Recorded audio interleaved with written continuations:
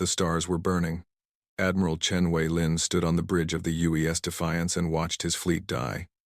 Explosions lit up the darkness of space like terrible flowers blooming and dying in seconds. Each flash was a ship. Each ship held 1,000 souls. "Sir, the hammer of Mars is gone," his tactical officer said. Her voice was shaking. "The Beijing and the New Dawn are requesting permission to retreat." Chen gripped the railing in front of him. His knuckles turned white. Permission denied. Hold the line. But there was no line to hold anymore. The Kethvar had come with 200 warships. Humanity had sent 43 of their best vessels to stop them at Proxima Reach. It was supposed to be a fair fight. The intelligence report said the Kethvar were strong but not overwhelming. The intelligence reports were wrong. Chen watched another ship explode on his view screen. The enemy vessels moved through his fleet like wolves through sheep. Their weapons cut through human shields like they were made of paper. Their ships were faster, stronger, and carried technology that humanity could not match. "Admiral," his communications officer called out. "The Kethvar commander is broadcasting on all channels. Put it through." The view screen changed to show an alien face. Grand Admiral Zorveth of the Kethvar Dominion had gray skin stretched tight over a skull that seemed too large. His eyes were black pools with no whites. When he smiled, he showed 3 rows of teeth. "Human Admiral," Zorveth said. His voice was deep and carried a strange echo. "Your resistance is amusing, but it is time to end this game. Surrender your remaining ships, and I will make the death of your species quick. Fight on, and I will make it slow." Chen straightened his back. Around him, the bridge crew looked at their admiral. They were young. Most of them had never seen real combat before today. Now they had seen too much. "Go to hell," Chen said quietly. Zorveth laughed. The sound was like stones grinding together. "Such spirit. I will enjoy breaking your world." The screen went dark. Seconds later, 3 Kethvar destroyers focused their fire on the Defiance. The ship shook violently. Alarms screamed. Chen was thrown to the floor as an explosion ripped through the lower decks. "Hull breach on decks 7 through 12, someone shouted. "Shields failing." Chen pulled himself up. Blood ran down his face from a cut on his forehead. "All ships," he said into the comm, "fall back to Earth. Regroup at the inner planets. This battle is lost. But the war is not over. The war is not over." The words felt like lies in his mouth. What could they possibly do now? The Kethvar Grand Fleet was heading for Earth, and there was nothing left to stop them. 6 hours. That was how long the Battle of Proxima Reach lasted. In 6 hours, humanity's proud navy was reduced to burning wreckage and scattered survivors. Chen escaped with 11 ships. 43 had gone into battle. Only 11 limped home. On the other side of the galaxy, Ambassador Yuki Tanaka stood before the Galactic Concord Assembly. The Great Chamber held representatives from 47 species. Some were tall and thin, like living trees. Others were short and covered in scales. A few existed only as lights floating in containment fields. Tanaka was a small woman with gray hair and tired eyes. She had spent 20 years building relationships with these aliens. She had believed that when trouble came, they would help. She was learning how wrong she had been. "The Kethvar have destroyed our defensive fleet," she said. Her voice echoed in the huge chamber. "They are marching toward Earth with over 300 ships. Billions of innocent people will die. We are begging for the Concord's help." Silence followed her words. Then the Vorath delegate spoke. The Vorath were tall beings with pale blue skin and 4 arms. They were known for their cold logic and their love of mathematics. "Ambassador Tanaka," the Vorath said, "the Concord sympathizes with humanity's situation. However, direct military intervention against the Kethvar Dominion would cost an estimated 4 million Concord lives. Your species numbers approximately 18 billion. The mathematics do not support intervention." Tanaka felt her hands curl into fists. "You're calculating the value of human lives against your own." "Yes," the Vorath said simply. "That is what survival requires. Your species is not strategically important to the Concord. Your territory is small. Your technology is limited. Your extinction would be." He paused, as if searching for the right word. "Acceptable." The word hit Tanaka like a physical blow. Acceptable. 18 billion lives were acceptable losses. She looked around the chamber. Some delegates would not meet her eyes. Others watched her with expressions she could not read. None of them spoke up. None of them offered help. "I see," Tanaka said. Her voice was steady, even though her heart was breaking. "Humanity will remember this day. We will remember who stood with us and who watched us burn." She walked out of the chamber. Behind her, the delegates began discussing other matters. Humanity's doom was already forgotten. On Earth, the sky was full of fear. People looked up at the stars and knew that death was coming. The Kethvar Grand Fleet had entered the Sol system. Defense platforms around Mars and Jupiter had fallen. The enemy moved toward Earth like a slow tide that could not be stopped. President Marcus Cole sat in the deep command bunker beneath the Rocky Mountains. The bunker was built to survive nuclear war. It would not survive what was coming, but there was nowhere else to go.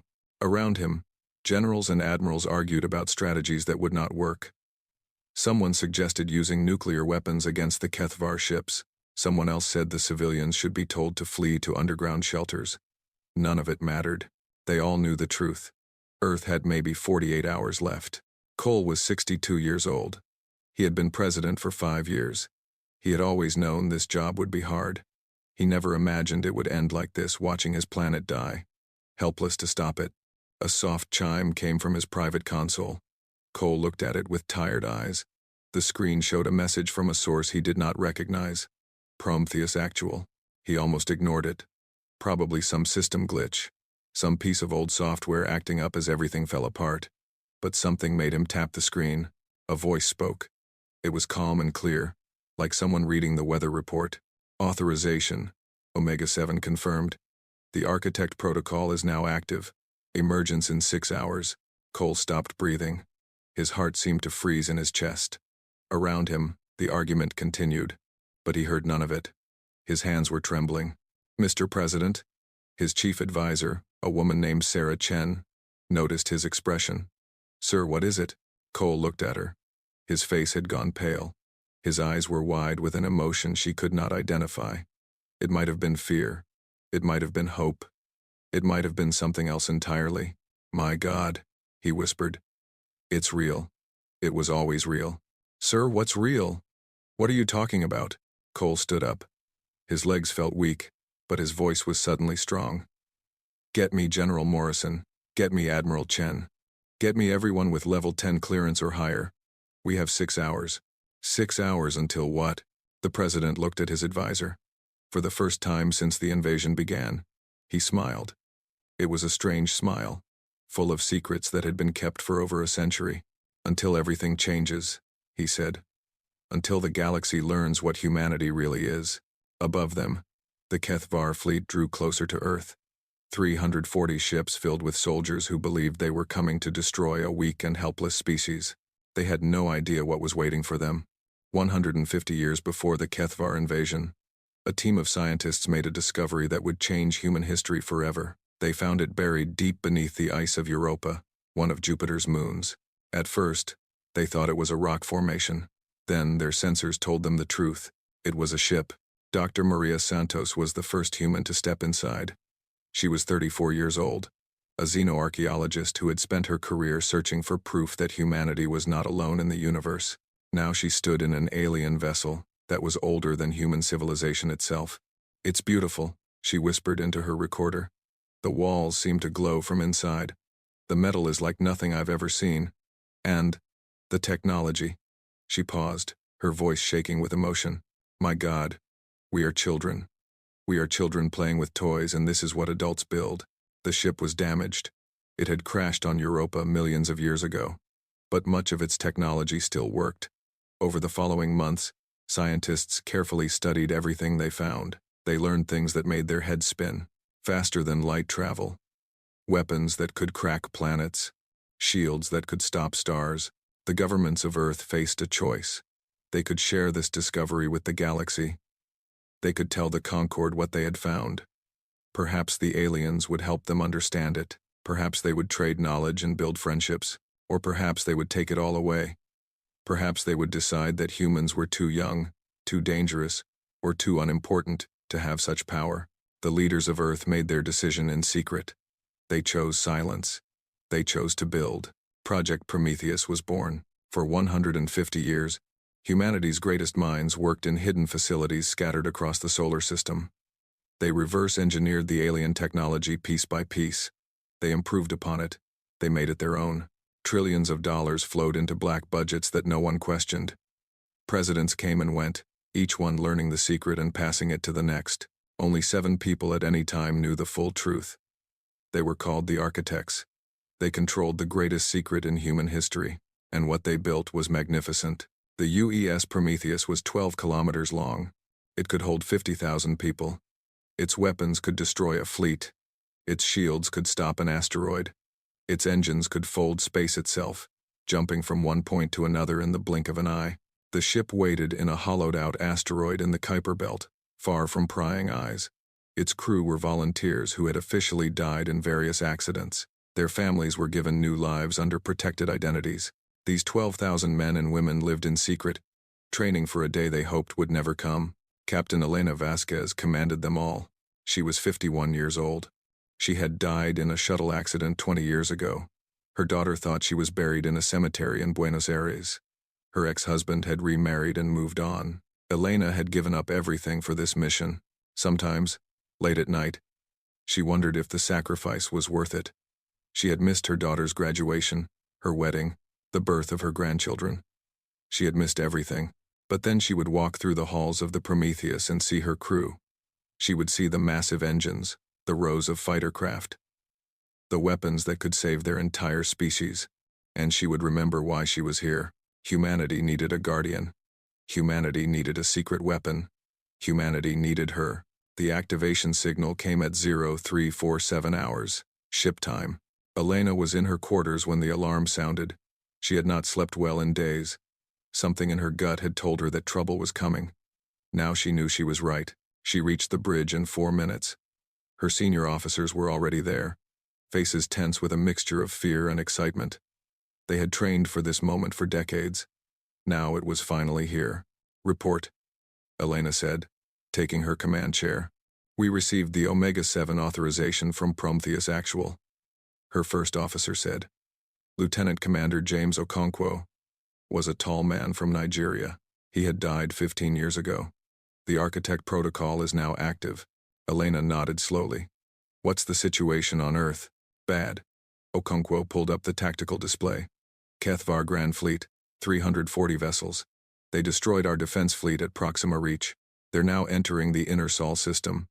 Earth has maybe 20 hours. 20 hours. That was all that stood between humanity and extinction. 20 hours in one ship that no one knew existed.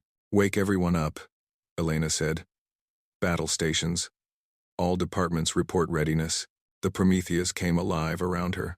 Systems that had been sleeping for years roared into action. Lights flickered on in corridors that had been dark. Engines began to warm up, filling the ship with a deep humming sound. Elena opened a channel to the entire ship. "This is the captain. For 20 years, we have lived in shadow. We have watched our families from afar.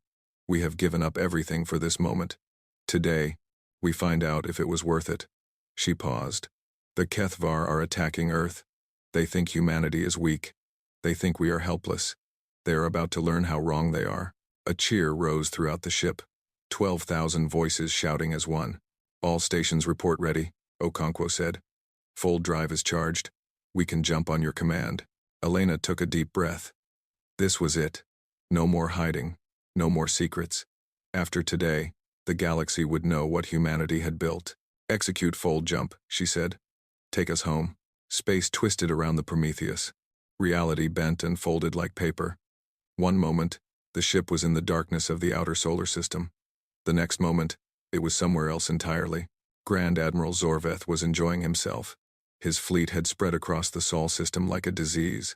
Earth hung before him on the view screen, blue and green and beautiful. Soon it would be black and burning. "Begin the bombardment," he ordered. "Target their major cities first. I want them to watch their world die before we finish them." His weapons officer began targeting calculations. In a few minutes, the first missiles would launch. Billions would die in fire.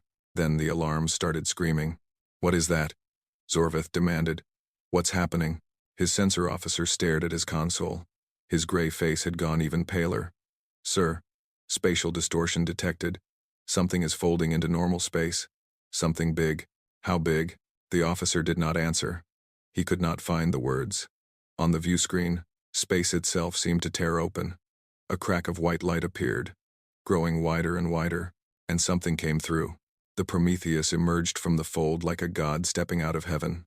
12 kilometers of black metal and glowing energy. Its hull was covered in geometric patterns that seemed to drink in light.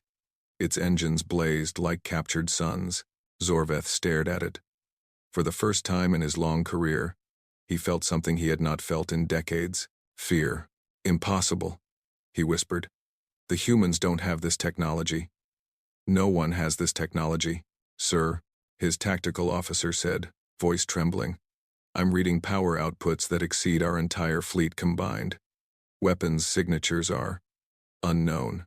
Shield strength is. He stopped, shaking his head. Sir, I cannot calculate it. The numbers are too high. A communication channel opened.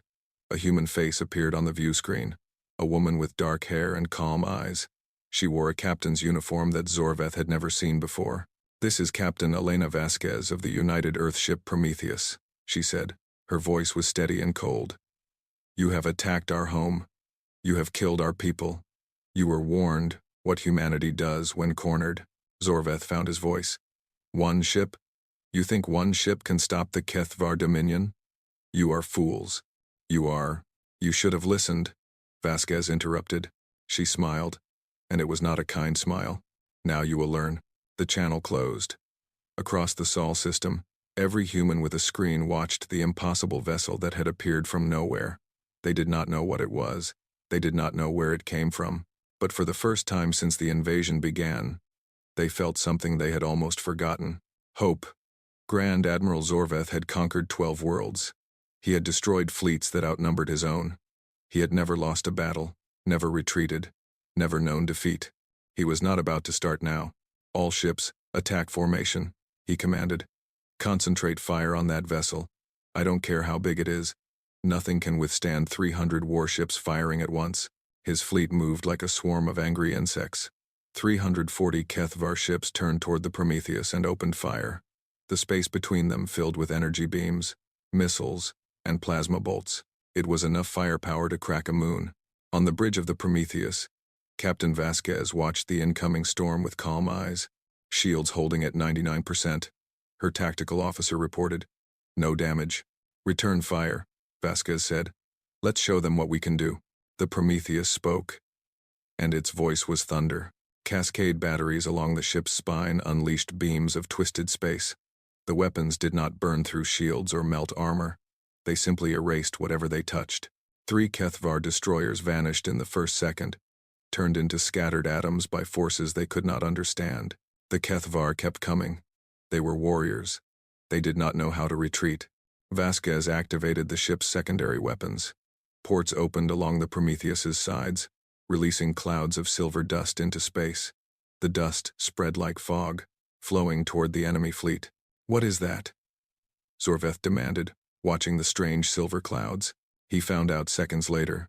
The clouds were nanites, microscopic machines programmed to eat metal. They touched the first Kethvar cruiser and began to devour it. The ship's hull disappeared in patches, like something was taking bites out of it. Air rushed out. Bodies followed. The cruiser died screaming. More nanite clouds spread through the Kethvar formation. Ships began to fall apart everywhere. Crews tried to seal breaches that grew faster than they could repair. Some ships rammed into each other as their pilots lost control. Others simply stopped moving as the nanites ate their engines. Sir, we've lost 40 ships, Zorveth's tactical officer shouted. We need to destroy that thing, Zorveth roared. All ships, close to point-blank range, ram them if you have to. 100 Kethvar vessels surged forward, trying to get close enough to hurt the human ship. They never made it. The Prometheus activated its fold drive not to flee, but to fight. The great ship blinked out of existence. For half a second, it was simply gone. Then it reappeared behind the Kethvar formation, weapons already firing. Ships exploded before they could even turn around. The Prometheus blinked again, appearing above the fleet, then below it, then in the middle of it. The ship was everywhere and nowhere, dealing death with each appearance. Impossible. Zorveth breathed. No ship can fold that quickly. No ship can be that precise. But the Prometheus was doing the impossible. It danced through his fleet like a ghost, untouchable and unstoppable. Then the fighters launched. Thousands of small craft poured from the Prometheus's hangars. They were drones, piloted by artificial minds that thought faster than any living creature. Each one was modeled on humanity's greatest pilots. Their tactics, their instincts, their courage. They swarmed through the Kethvar fleet like angry hornets. The drones were small and fast. Kethvar gunners could not track them. Point defense systems overloaded trying to shoot them all down. The little ships attached themselves to enemy hulls and exploded, tearing holes in armor and shields. On Earth, billions watched the battle unfold. Screens in every city showed the impossible sight. One human ship tearing apart an alien armada. People cheered. People cried. People fell to their knees and prayed. In the deep command bunker, President Cole stood with his generals and watched history being made. "My God," Admiral Chen whispered. He had limped home with 11 ships from Proxima Reach. He had thought humanity was finished. Now he was watching salvation. "We built that. We actually built that. 150 years," Cole said quietly. 7 generations of leaders kept the secret. Trillions of dollars. Thousands of lives.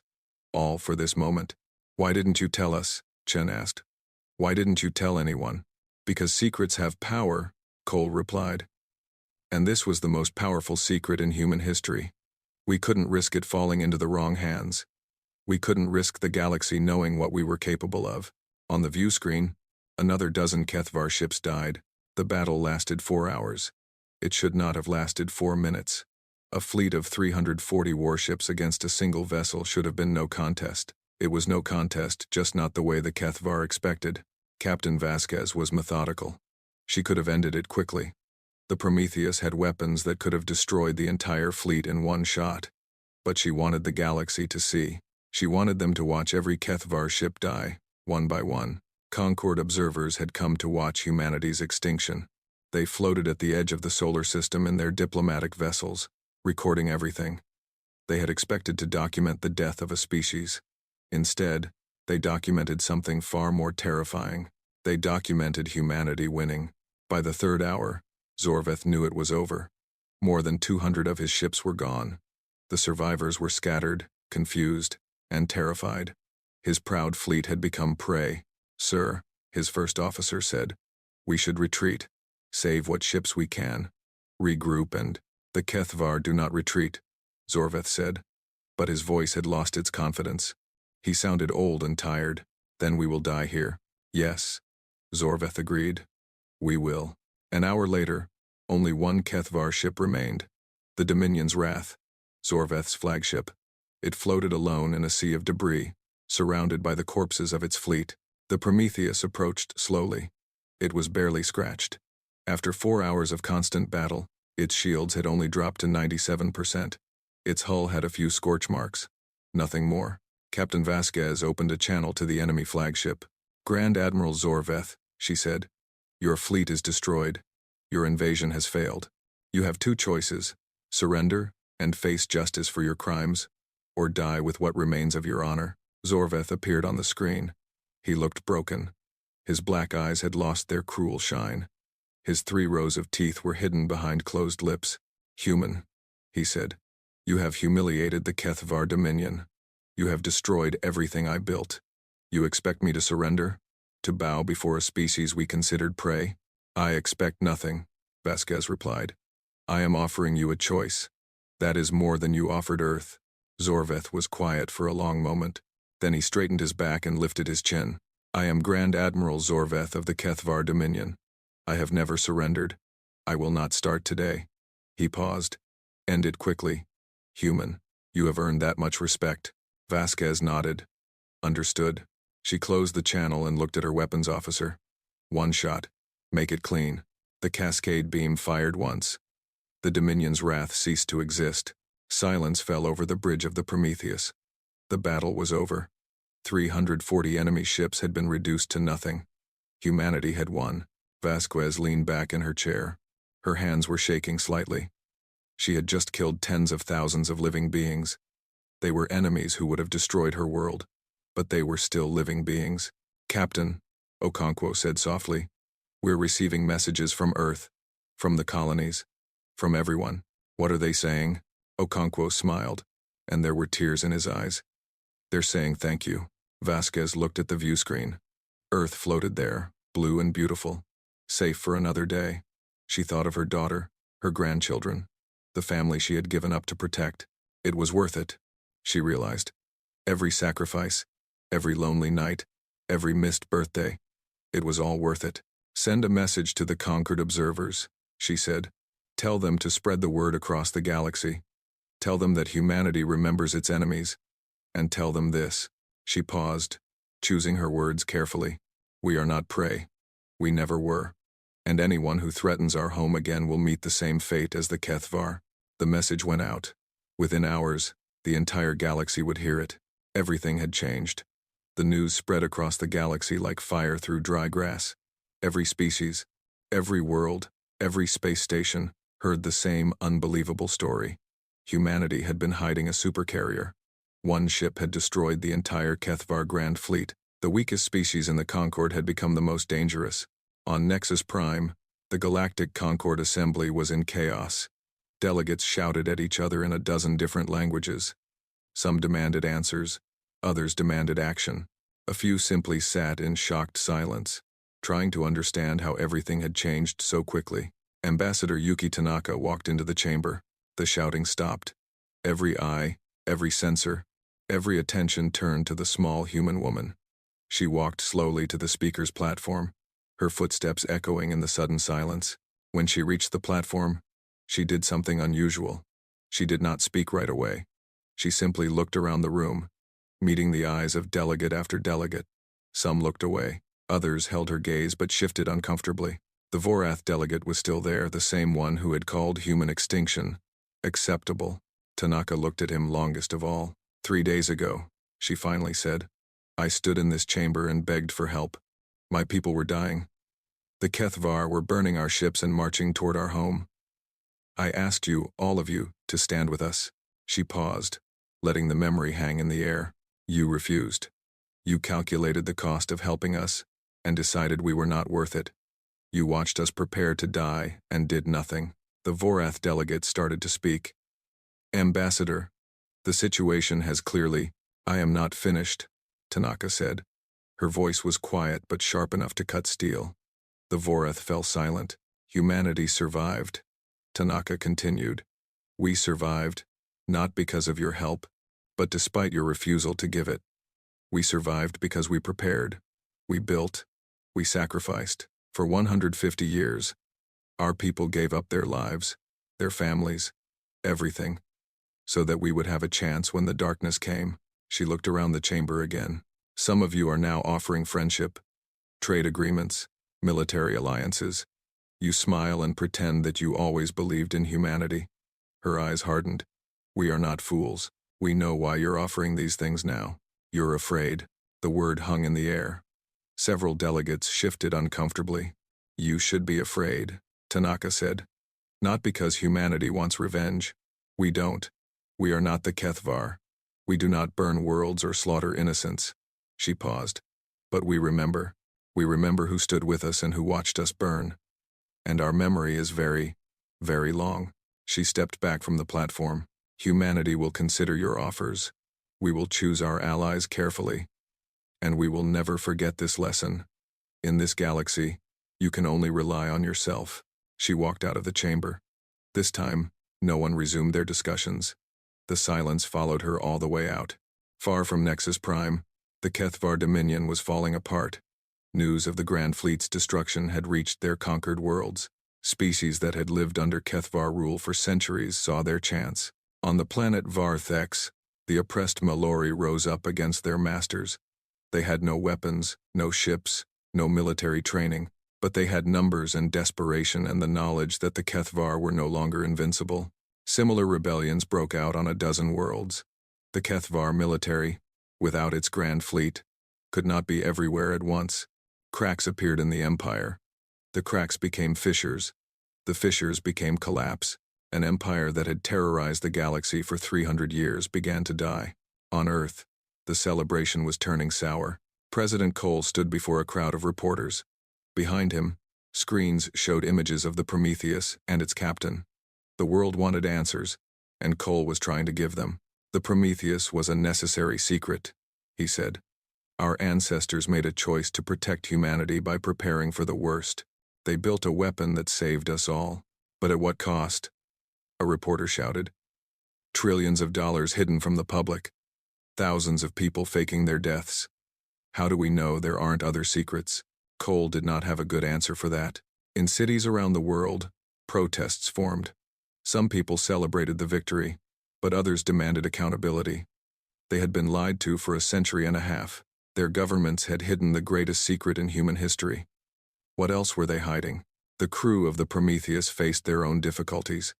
After the battle, they were brought to Earth as heroes. Parades were held. Medals were given. Their faces appeared on every screen, but they were strangers in their own world. They had died years or decades ago. Their families had moved on. Some tried to reconnect with children who had grown up without them. Most found only awkwardness and pain. Captain Elena Vasquez met her daughter for the first time in 20 years. Maria was 43 now, a doctor with children of her own. She had spent half her life believing her mother was dead. They met in a small cafe in Buenos Aires, away from the crowds and cameras.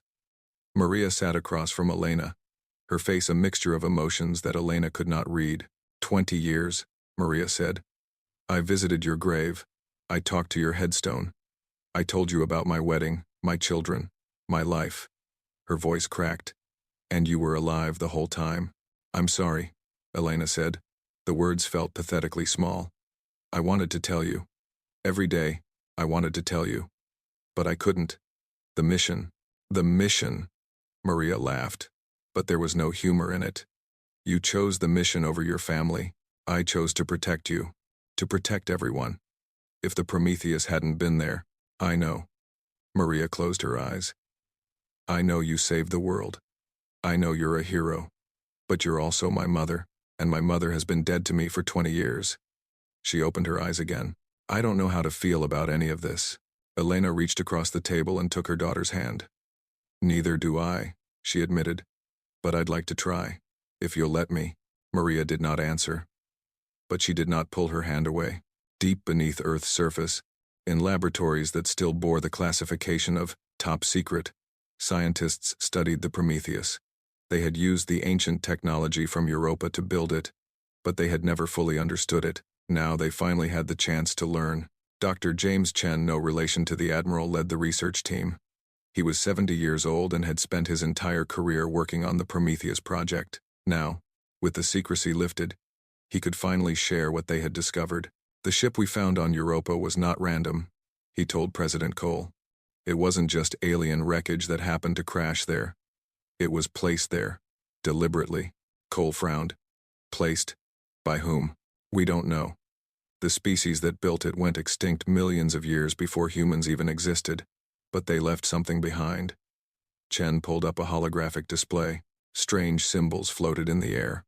We found this in the deepest part of the ship's database.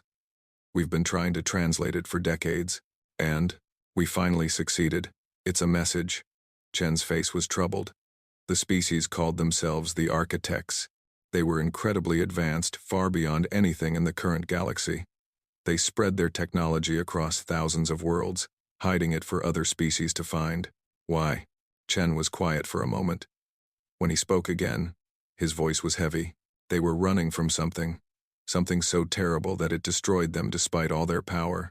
They scattered their knowledge across the galaxy, hoping that other species would find it and survive where they failed. Cole felt a chill run down his spine. Survive what? We don't know yet. The message is incomplete, but there's one phrase we translated clearly. Chen met the president's eyes. It says, something is coming. Prepare. Cole looked at the strange symbols floating in the air. Outside, billions of people celebrated humanity's victory. They believed the danger was over. They were wrong. The danger had not even begun. 6 months had passed since the Battle of Sol.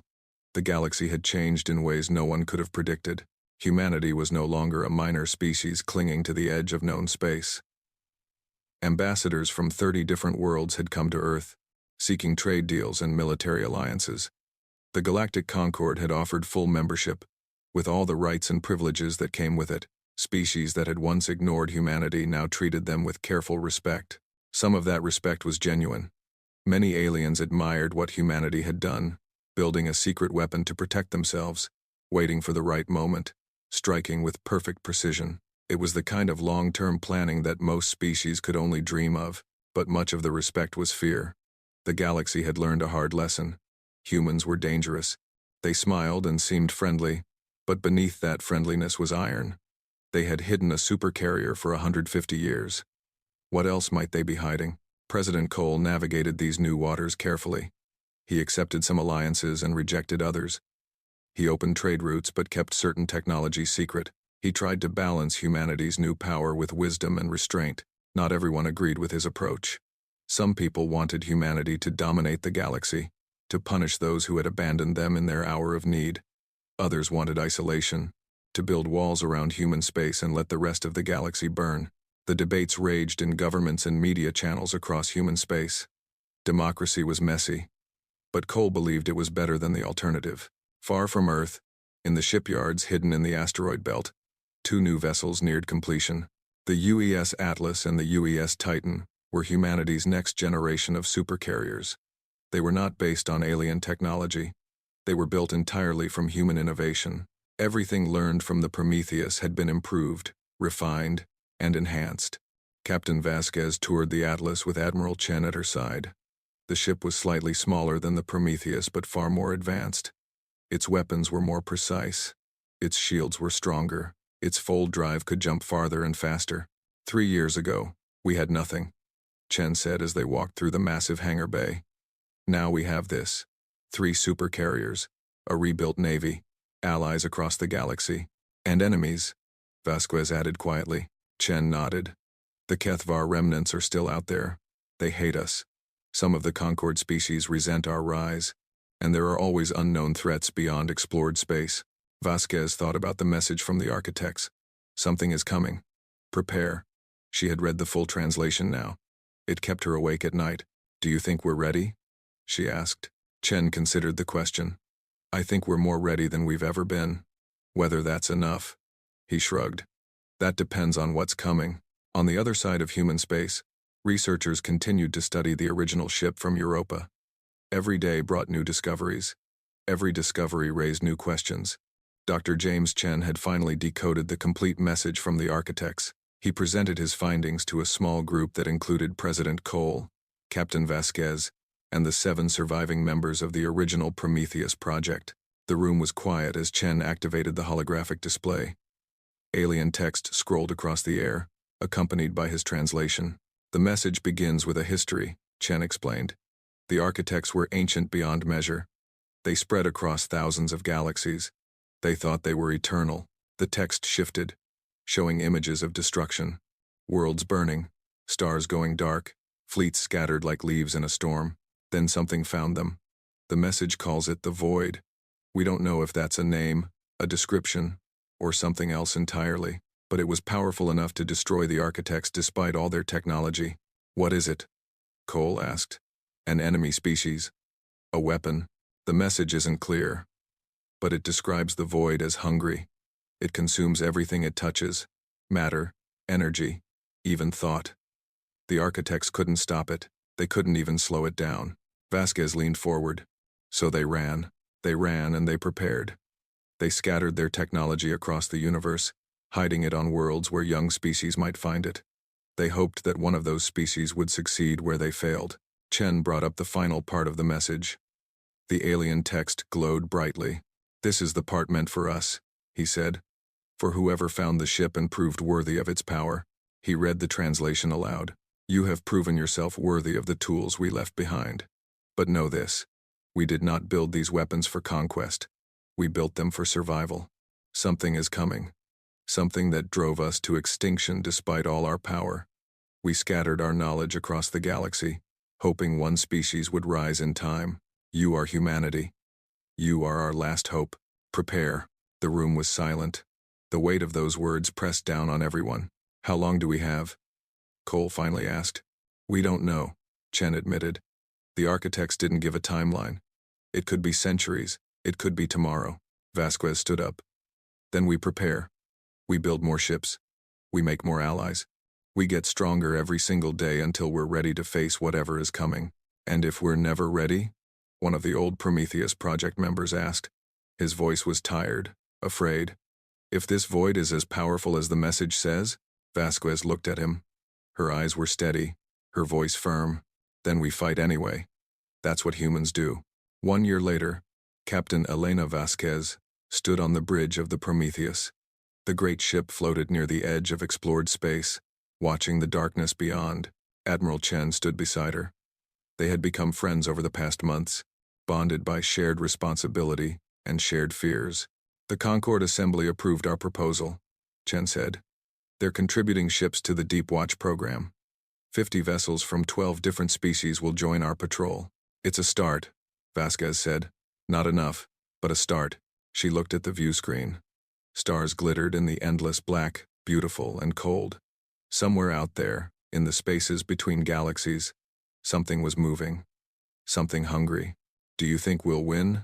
Chen asked quietly. When it finally comes? Vasquez thought about the question. She thought about the architects, that ancient and powerful species that had fallen despite everything they built. She thought about humanity, young, stubborn, endlessly adaptable. The architects were alone, she said. They faced the void by themselves, with no allies, no support. They lost. She turned to face Chen. We won't be alone. We have each other. We have allies. We have something the architects never had. What's that? Vasquez smiled slightly. Hope. We've always been good at hope. When everything seems lost, when the darkness is closing in, humans, hope, and then we fight. She turned back to the view screen. The architects chose us for a reason. They saw something in humanity that made them believe we could succeed where they failed. Maybe they were right. Maybe they were wrong, but we're going to find out. The Prometheus hummed around them, its ancient engines keeping watch over a sleeping Earth. On 12 colony worlds, billions of humans lived their lives, unaware of the danger lurking in the dark. They worked and laughed and loved, trusting that someone was watching over them. And someone was. Chen looked at the stars. What do we tell people? About the void? About what's coming? The truth? Vasquez said. Eventually, when we understand more, when we have a plan. She paused. But for now, we let them live. We let them hope.